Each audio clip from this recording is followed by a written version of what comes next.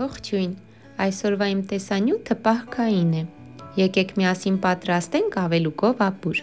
Ամենասկզբում ավելուկը թողնում ենք եռման ջրի մեջ 10-15 րոպեով,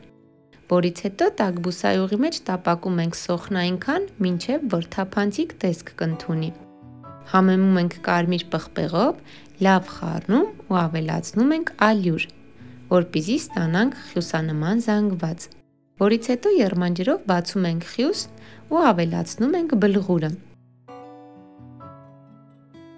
10 րոպե կրակին թողնելուց հետո ավելացնում ենք ավելուկը։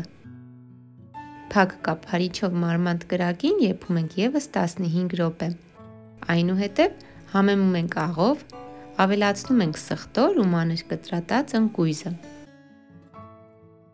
Ահա եւ վերջ, համեղ եւ շատ օգտակար պահքային ուտեստը պատրաստ է։ Դե ինչ սիրելիներ, այսօրվա համար այսքանը, առայժմ։